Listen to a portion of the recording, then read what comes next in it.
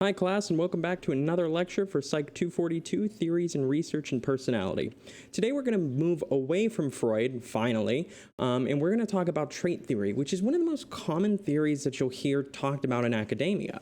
I think it's very intuitive, I think it makes a lot of sense, and we will spend a good amount of time during our discussion portion going over some specifics about trait theory. But more than anything, just a couple quick announcements. I do want to say that I have not, as of the filming of this video, finished your grades for both the paper and the, I believe I actually finished the essay portion already, but your grades for your paper will be posted by class time on the day of your class. They should be posted before that for you on Wednesday. Sorry, Monday, guys.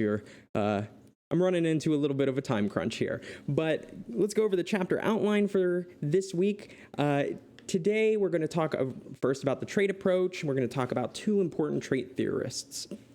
Afterwards, we're going to talk a little bit about factor analysis, which maybe some of you know, but this might be a really good way for those of you interested in studying personality or understanding, right, what things go together. This is a really cool, how would you say this, a statistical tool you can use.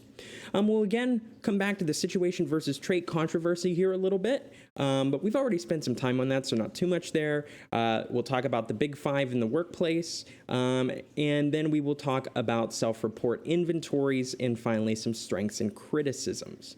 Actually, now upon second thought, I think we're going to actually chat about the big five in the workplace in class, not on here. Nonetheless, let's go ahead and start with the trait approach.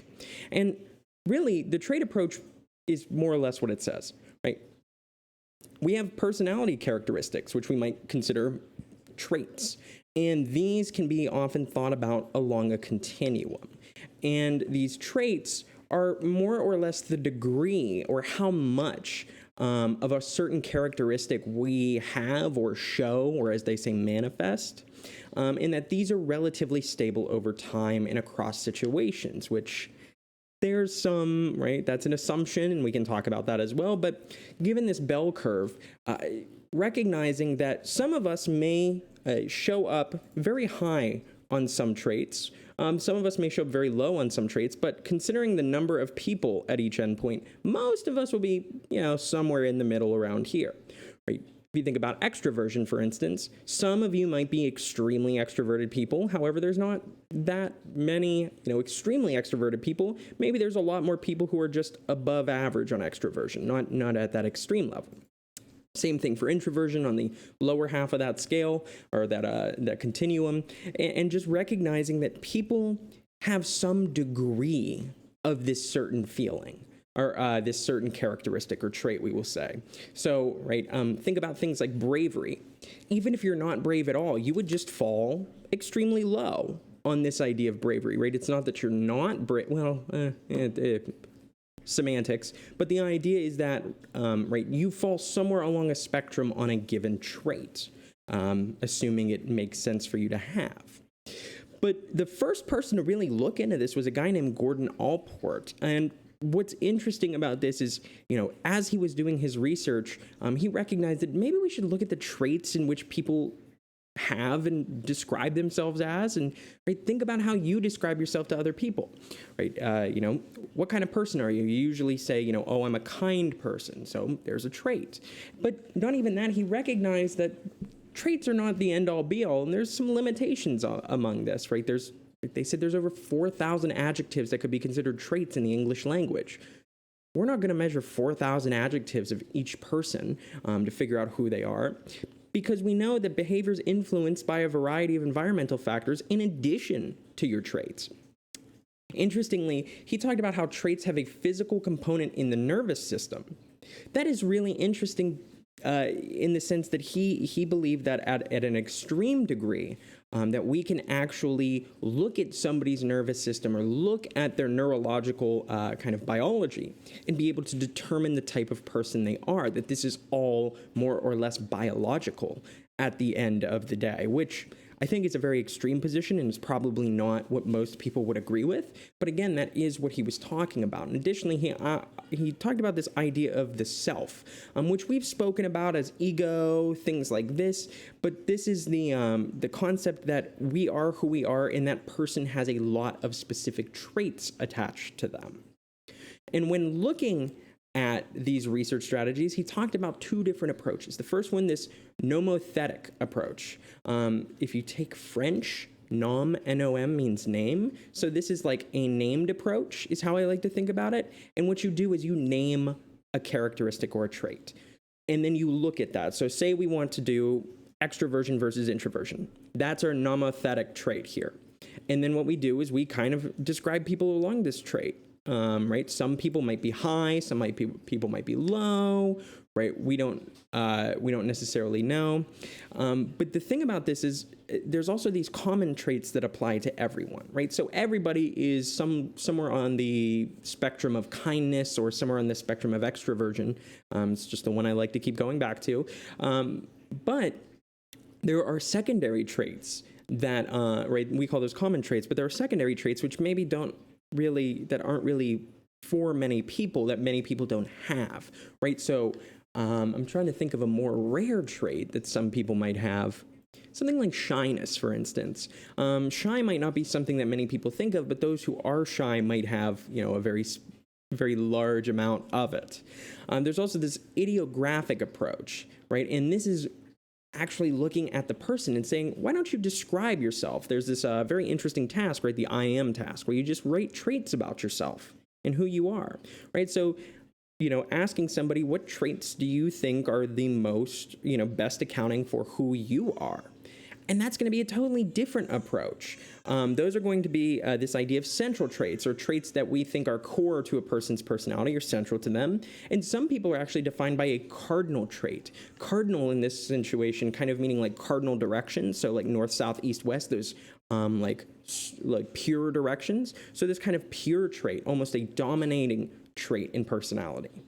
And oftentimes, these are described as usually famous people or people who are often named for these traits. The idea of like having Napoleon syndrome, right? This trait where you are trying to overcompensate or upset for being short. Aside, Napoleon wasn't actually short. He was like 5'8", which was normal height, and he just had like 6'5" guards surrounding him, so he looked short all the time. Anyway, not important. But the advantage of this over the nomothetic approach is the idea that the person is determining what traits to examine rather than going with, say, the big five. Maybe there's certain ones that we're, I don't want to say missing, but aren't necessarily totally captured in the correct way. And we'll get into that a little bit more down the line. But Gordon Allport is kind of this first major player in the trait approach. Another person we can talk about is this idea of Henry Murray. And I'm not going to spend too much time on Henry Murray, but he came up with this idea of personology, which is a combination of psychoanalytic and trait concepts, so kind of blending the two together. However, he described kind of a basic elements of personality as what he called needs. He focused on these psychogenic needs, right? And these are more or less like the ways in which people respond under given circumstances. So it's kind of confusing what that means, right? So this is more or less like, given a circumstance or given a situation, how are people tending to respond? And he described all of these different needs. He ended up talking about, I think, over 25, I think 27 or 29, actually. He described in terms of a personal hierarchy, where, right, for you, some of these needs might be at the very top, and where for me, I think of those as less important to me. So almost saying, right, so here's 27 pieces of who you are. Which of these in your life do you feel is most important? Right? And then people can rank those. And that is one way to look at this.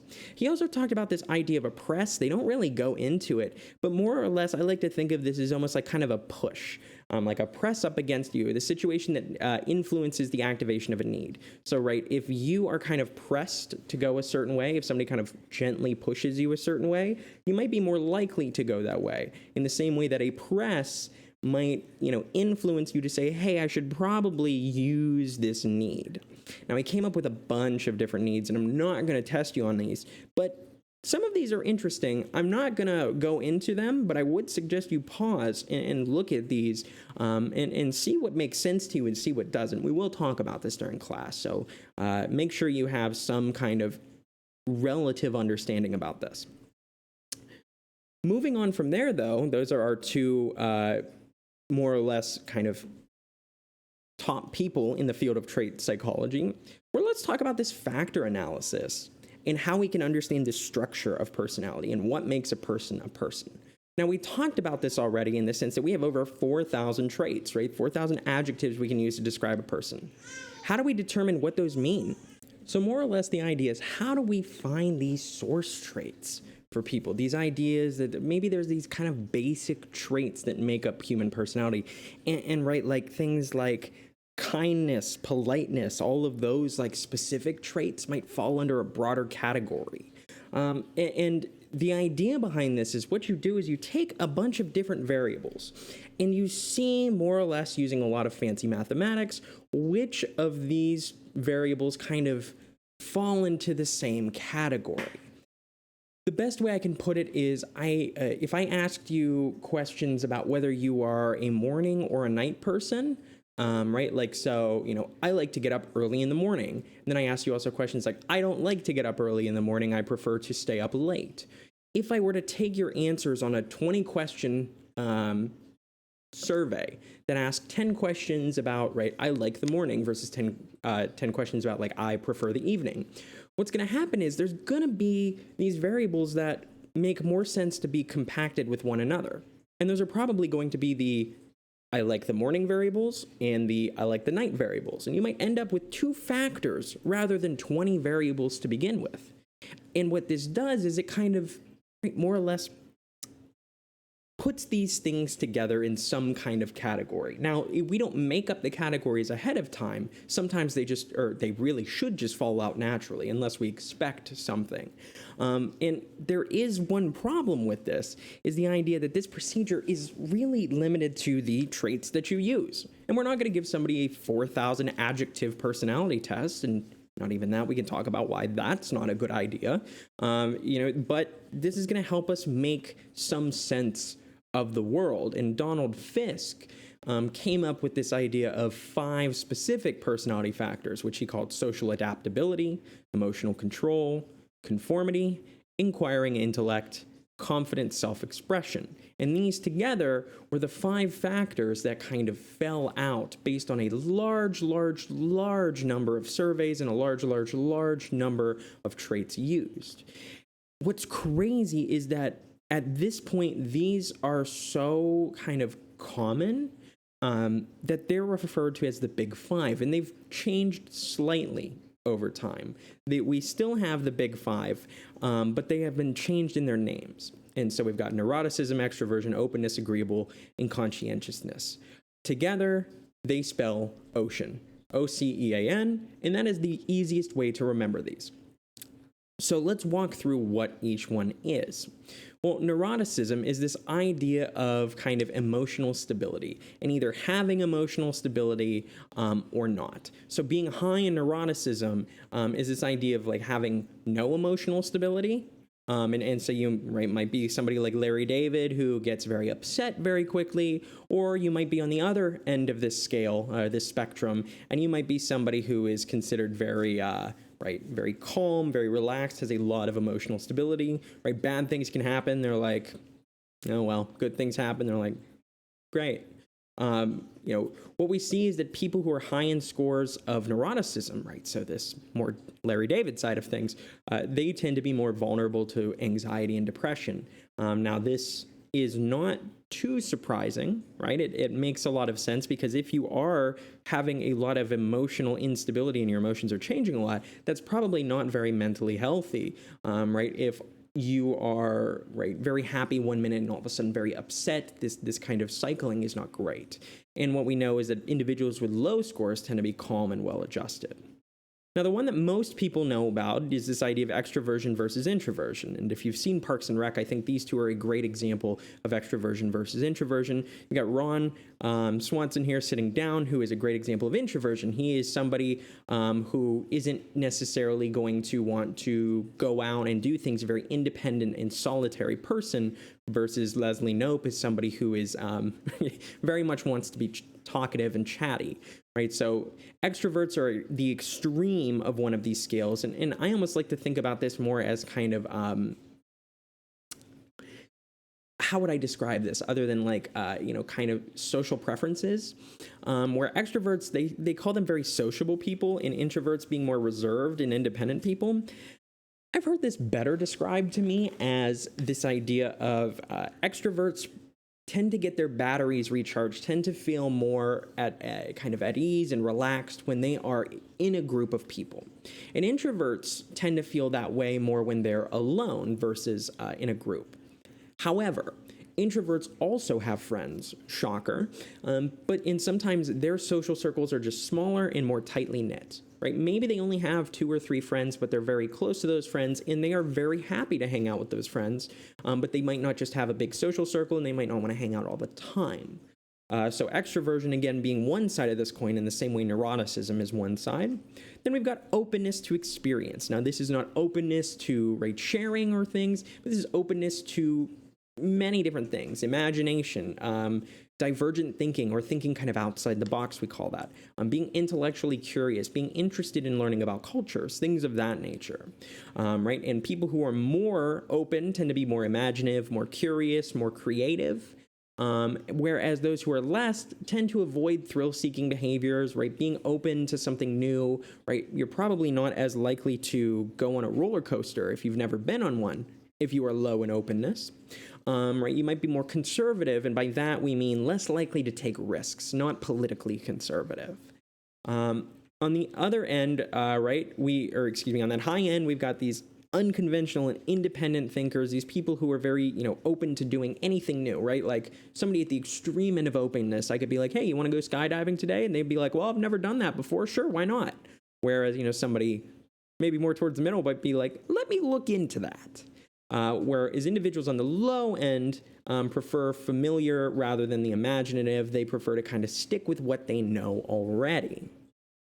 With agreeableness, this one isn't that difficult, right? Are you somebody who, is easy to get along with and is agreeable to most people, or are you somebody who's not, right? So people with high scores in agreeableness tend to be helpful, trusting, sympathetic. I like to think of the most agreeable people like Mr. Rogers type fellas or ladies. And the idea behind this, right, is that somebody who is going to be kind and not really interested in starting fights. Now, some people and most people eventually are going to, right, come to a point where if somebody's bothering them, they will say something. But there are certain people out there who are so averse to, right, having anything happen to them, or I should say having any conflict, they just ignore it. And I like to think about people who don't like to, answer the phone. I don't think that's necessarily a not agreeable thing to do, but some people just are afraid to make phone calls.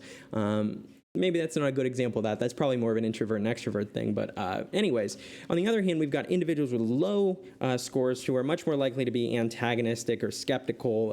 If you've ever seen Harry Potter, I think Dolores Umbridge is a great example of somebody who is just not at all agreeable in any way, shape, or form. I had a friend I had somebody I knew who ran around with other people I knew and therefore was in my friend group, if that tells you what I think about this person, who was one of those people who just always had to one-up you, right? And just always was like, yeah, well, you only got 3 hours of sleep last night? Well, I only got 2.5, and I haven't, had more than that in a week. It's like, okay, dude.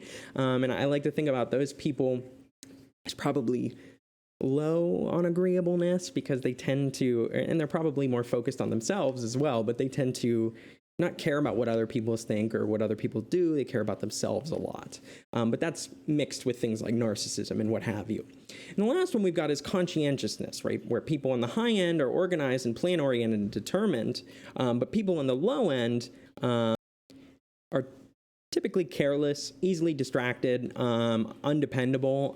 I don't like this because I've been told I should be higher in conscientiousness before, but that makes me feel a little low. But, somebody who's low in conscientiousness might be somebody like Homer Simpson, who isn't really necessarily going to be too focused on getting his tasks done and not thinking about how he needs to get them done soon, versus somebody like Hermione Granger, who is extremely high in conscientiousness, right? Very organized, plan-oriented, and determined.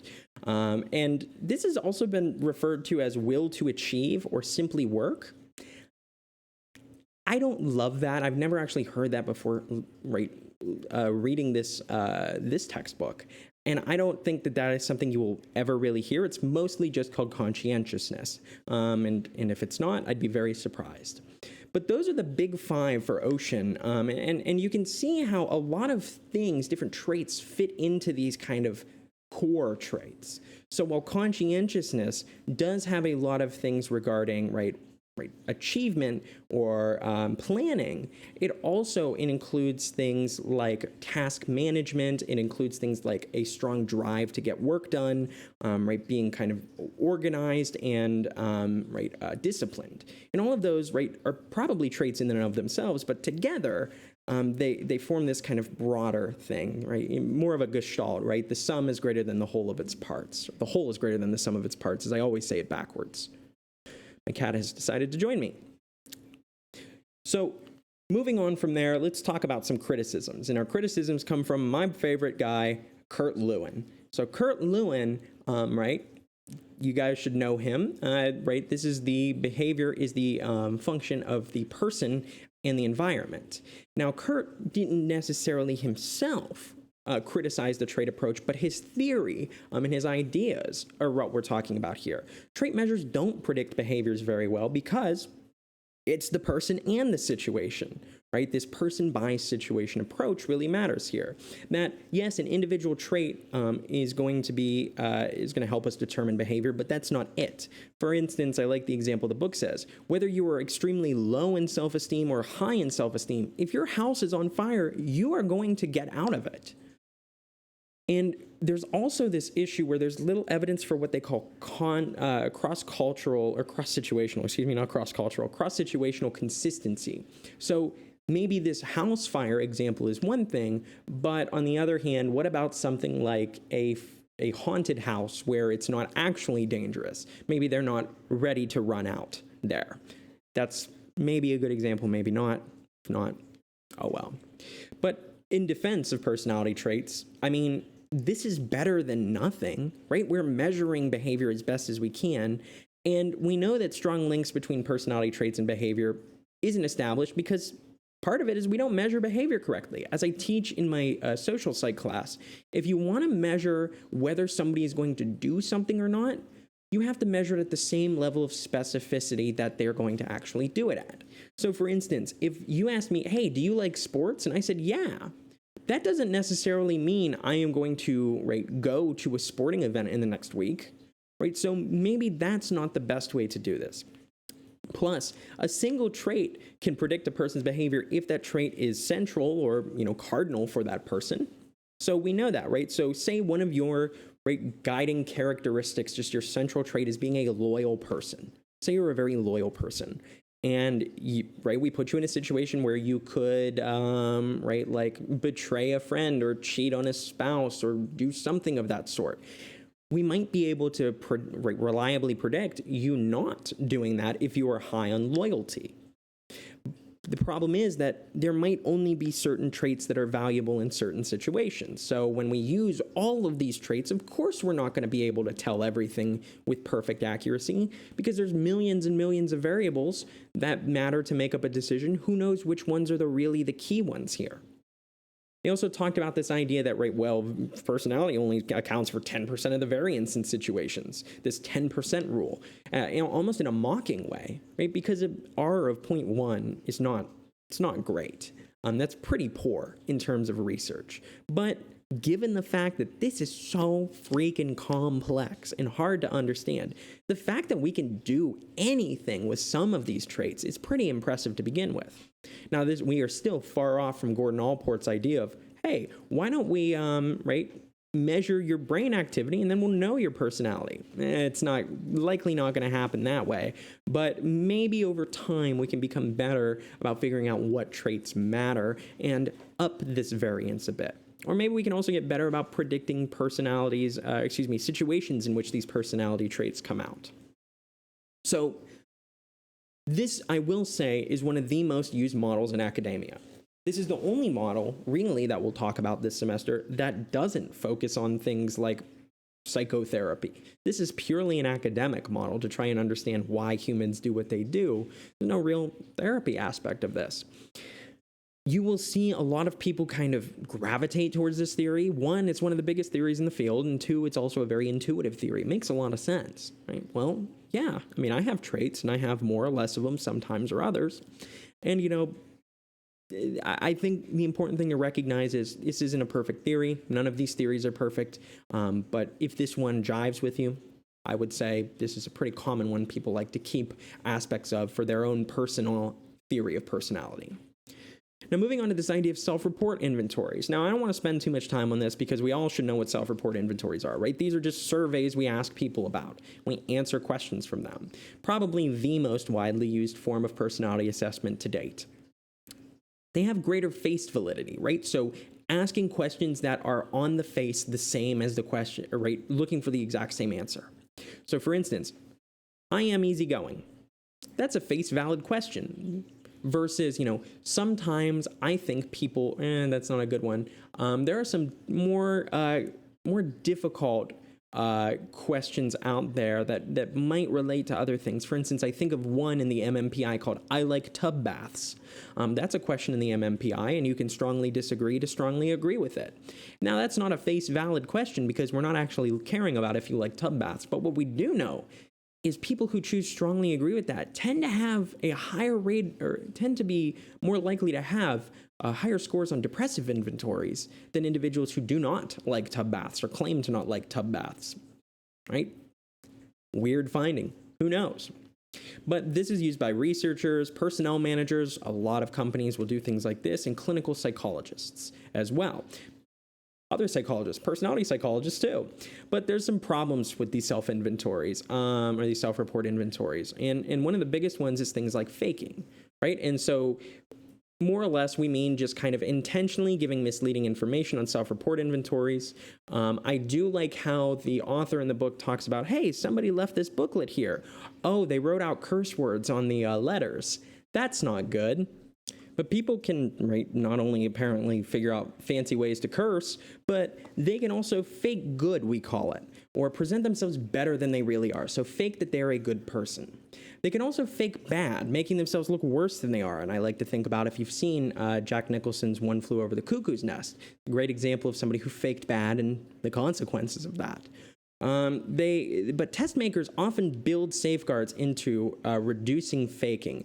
And one way that I've seen this happen before is there are a lot of questions where there is a correct answer for them, and there are incorrect answers for them. So, for instance, during the FBI or CIA, or I've been told, some kind of government agency's hiring process, they will ask you, right, sometimes I have thought about killing someone, and it's a yes-no question. Now, have you ever been mad at a sibling? Have you ever been mad at a parent in your life? You've probably said, oh, I want to kill that person. The correct answer is yes, I've wanted to kill somebody before. When you put no on there, it's a pretty clear indication that you're probably lying on other things, because no, you've definitely imagined killing somebody. We all have. Now, that doesn't mean I imagine what a murder would look like. That just means I've had the thought pass my mind. And if anybody disagrees with me, and now all of a sudden I'm like, what if everybody is like, no, I don't feel that way, and I look like a sociopath up here. But no, there's other things where they look at the correct data. We look at individuals with schizophrenia and how they've responded, for instance, and then we throw in question, or we look at questions where schizophrenics maybe have specific answers that people who are non-schizophrenic think they should. More or less, the idea comes down to this. If you are trying to pretend to have schizophrenia, for instance, you might think it would be a good idea to put down, right, that like, I believe God is judging me. I don't know if that's a 1 or not, because we do know that for schizophrenic people, right, oftentimes it revolves around things like the CIA, devil, God, what have you, with their delusions. But maybe most schizophrenics don't believe God is judging them. They just believe that, right, they're being told certain things, or they don't believe this at all. And maybe if you think a schizophrenic would say that, you will say that, in which case people go, nah, that's somebody pretending. It's kind of a long example. The book gives a better one, or clears up that example a little, but recognizing that beyond our talking about like social desirability bias, which we'll talk about again in a minute, there are these things. We also have this idea of carelessness and sabotage. And if anybody knows why I put this picture up here, I'm going to be really impressed. Participants can get bored with long tests. I know this. We know this. We all, right?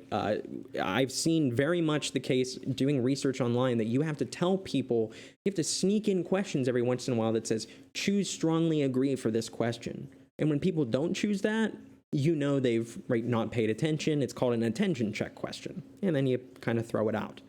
Test takers sometimes report incorrect information to sabotage a research project, right? So maybe you think you know what a study is doing, and so you actually decide to be the opposite of it. Again, this is a great example of when I was back in middle school and we were asked to take those surveys on what drugs we've ever used, and people just putting down that they've tried like ketamine in 6th grade, which they did not.